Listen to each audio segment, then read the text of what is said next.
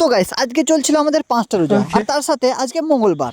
আর সবার মুখে শুনেছি নাকি মঙ্গলবারে গোপালপুরে ছাগল গরুর হাট বসে, আর আমাকে ওই হাট থেকে 2-4টা কুকুর বিড়ালের ছানা কিনে আনতে হবে। তাই আমার নানি বেশি দেরি না করে আমার কানটা টেনে জানটা বার করে দিয়ে তাড়াতাড়ি উঠিয়ে দিল, আর হাতে একটা বস্তার মতো থলি দিয়ে বললো যা 2-4টা ছাগল গরু ভরে নিয়ে আয়। আর অমনি আমিও বলতে না বলতেই ঝটপট করে জামা প্যান্ট পরে রেডি হয়ে গেলাম, আর সাথে নিয়ে নিলাম আমার পিরানের চেয়েও দামি আমার এই জান গরুটা। হ্যাঁ, আমি ওকে এতটাই ভালোবাসি যে আমি হুসু করতে গেলে ওকে বগল করে ভরে নিয়ে যাই। তো যাই হোক, তারপরে সকাল সকাল হাট গিয়ে বেলা 12টা একটার সময় আমার হাট করা কমপ্লিট হয়ে যায়, আর আমি তারপরেই চলে আসি বাড়ি। কিন্তু বাড়ি এসে ভাবছিলাম কি করব।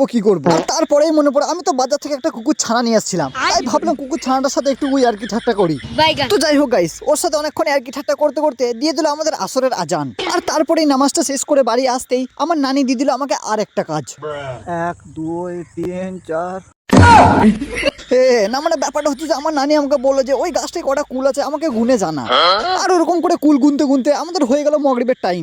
আর আজ এই 5 নম্বর রোজাটা আলহামদুলিল্লাহ আল্লাহ আমাদের এরকম করেই কাটিয়ে দিল।